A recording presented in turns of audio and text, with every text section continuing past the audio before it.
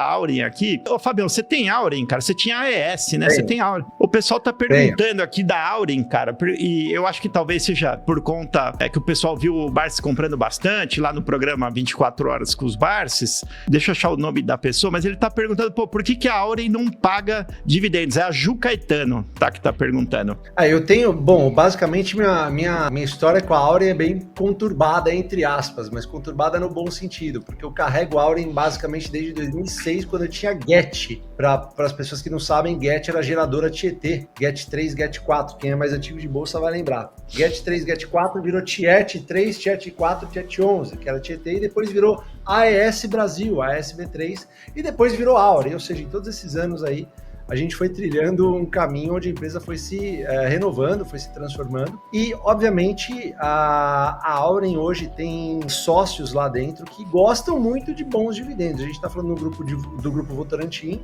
e de um fundo de pensão canadense que também é bem acostumado a receber bons dividendos das empresas que eles têm participação.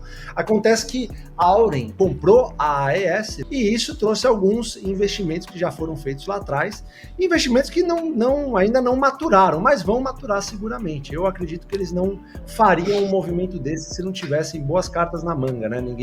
Não conheço ninguém louco a ponto de comprar projetos, digamos assim, que não dariam frutos em algum momento no futuro.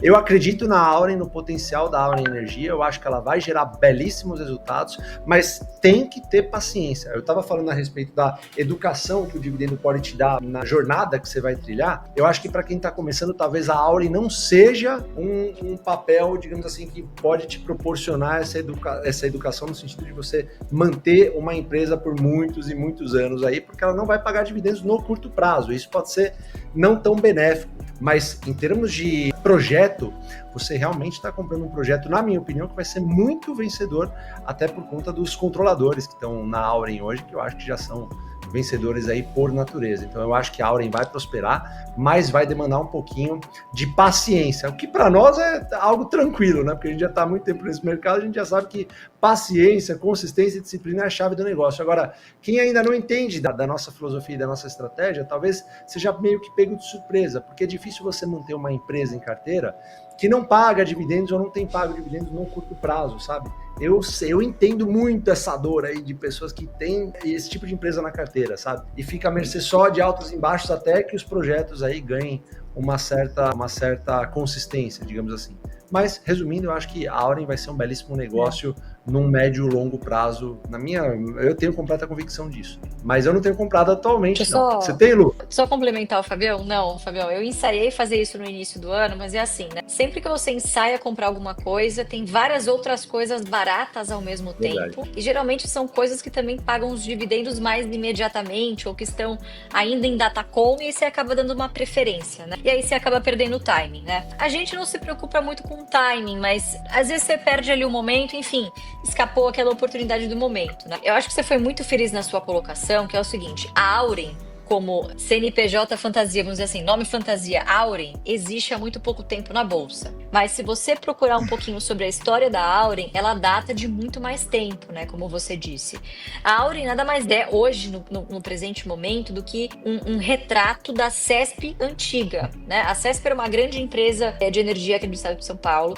Ela foi na década de 90 segregada, né? Foram feitas diversas cisões. A própria CESP de nome ficou com alguns ativos hidrelétricos aqui no estado de São Paulo e outras partes foram fatiadas, tá? Então tinha parte de distribuição, mas basicamente parte de geração. E uma parte dessa CESP lá da década de 90 acabou por se transformar em Get, que depois acabou por se transformar em Tiet e depois AES, que vocês conhecem de um tempo atrás, né? De um passado um pouco mais recente. Então é uma posição na carteira do Barsi muito antiga, né? Uma posição que, inclusive, é até difícil para a gente que tem o imposto de renda dele calcular, porque vocês não imaginam uma posição que data, né? Por mais que ele tenha até realizado um pouco ao longo do tempo, eu diria que é a posição mais antiga da carteira dele, né? Foi a empresa que ele começou toda a história dele na bolsa, com o AGF, né, com o Estudo Ações Garantem o Futuro da década de 70.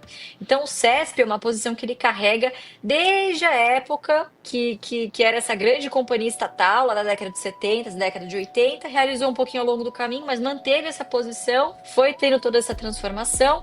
E aí, no ano passado, esses ativos remanescentes que eram da ES acabaram sendo depois a Auren, antes de comprar a ES, antes de ser a terceira maior empresa geradora do Brasil, ela foi a fusão da antiga CESP, que era listada ainda até 2022, 2023 por aí, com o aporte tanto financeiro quanto em ativos dos seus controladores, Votorantim e CPP. E aí formou-se a Auren. E aí, no ano passado, a Auren, esse novo conglomerado controlado pelo grupo Votorantim, fez uma oferta por eles conhecerem muito bem os ativos da ES, que lá no passado também foram dessa grande CESP, e aí fizeram essa oferta de 11,20, 11,30. E aí o que o Barsi fez? Ele tinha praticamente 5% da ES Brasil, trocou essa posição, optou pela opção número 1, que é receber em dinheiro, recebeu isso lá em meados de outubro, novembro, não me lembro agora, mas recebeu isso corrigido por inflação e foi recomprando todo esse 5% que ele vendeu e recebeu em dinheiro, que ele embolsou. Ele usou esse caixa, vendeu Cielo no passado por força maior, que foi a OPA, né? Então a gente tinha entre dividendos, venda da ES Brasil e venda da Cielo, eu diria que uns 800 milhões de reais para realocar. Parte dessa grana foi para reconstituir toda a nossa posição que nós tínhamos na ES Brasil, só que agora nessa nova Auren, nesse novo formato.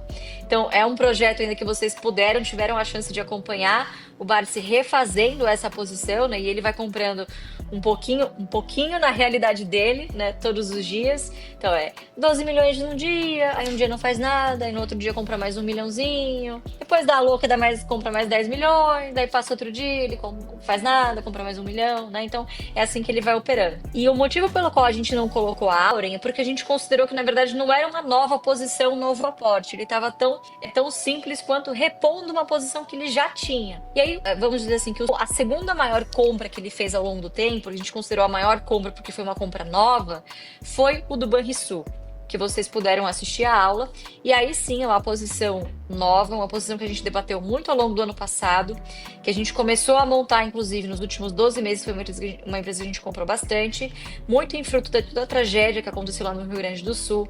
Vocês sabem que a gente não torce por tragédias, por coisas ruins que aconteçam, mas elas, infelizmente, acontecem. E aí, tudo aquilo aconteceu, já era uma empresa que estava no nosso radar há algum tempo, e em posse desse grande caixa, né, ou desse caixa que estava por vir também, a gente falou, bom, vamos montar uma posição robusta, é uma posição de carrego, e a gente tem um posicionamento, pessoal, que a gente sabe que não é para todos, mas ele é muito contundente, de que estatal, compre-as enquanto elas ainda existem, né? Se vocês fizerem um deparo de quantas estatais existiam na década de 90 e quantas existem hoje, né? E onde estão, em qual patamar estão a grande maioria das empresas, grandes empresas que foram privatizadas na década de 90 hoje, quem comprou lá atrás, há 30 anos, eu sei que pode parecer uma eternidade, mas 30 anos, década de 90, eu tenho 30 anos. Passou assim, a pandemia já vai fazer 6 anos em março do ano que vem. Todas essas pessoas, né, Fabião, querem montar as posições para amanhã, quando na verdade, poxa, ano que vem já vai fazer 6 anos da pandemia,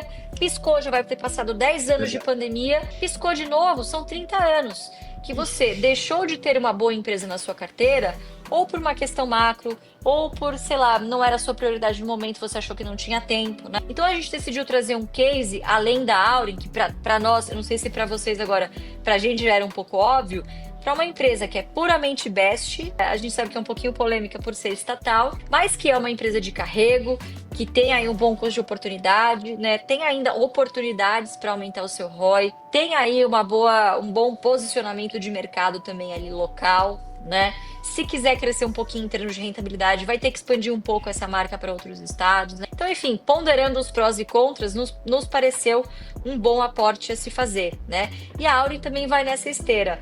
Não é uma empresa de dividendos imediatos, ela já pagou dividendos num passado não muito distante. Em 2023, se vocês pegarem o histórico, pagou R$3 por ação em dividendo, fruto de uma indenização de um acordo com o Estado de São Paulo para encerrar um passivo, né, um contingente, recebeu uma indenização pela hidrelétrica e esse dinheiro que foi embolsado repassou praticamente que integralmente aos seus acionistas. Então, o que a gente analisa muito quando a gente está comprando uma empresa ou tem uma empresa na carteira, não é que a gente quer ser herói, quer empresas...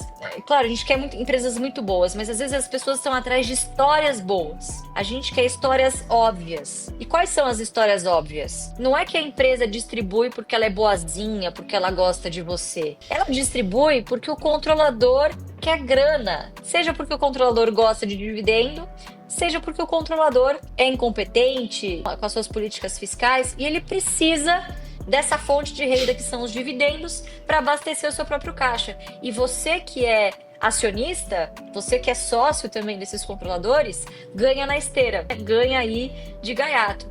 Então a gente olha muito para isso, assim, para quais são as intenções também que as empresas têm, não só com seus acionistas minoritários, mas um alinhamento de interesse aí com seus controladores. Então acho que é uma história talvez até um pouco parecida entre Banrisul e Auren, mas Auren, uma história um pouco mais agora, né, de crescimento, comprou a AES e daqui ano que vem ainda parece que vão distribuir o mínimo, que são os 25%, mas estão contando uma história muito mais positiva do que prometeram. Então, pagando dívidas mais rápido do que prometeram, entregando balanços bastante sólidos, na nossa opinião, e por isso que o ativo andou bastante nos últimos meses, inclusive não só por questão da bolsa. E o Banrisul que já entrega, eu não diria que grandes dividendos, mas dividendos muito consistentes ao longo do tempo, né? Então a Auren, digamos assim, é uma empresa que a gente almeja, a exemplo do que se fazia no passado, uma empresa que volte a pagar excelentes dividendos assim que consiga repactuar a sua dívida e reduzir um pouquinho a sua alavancagem.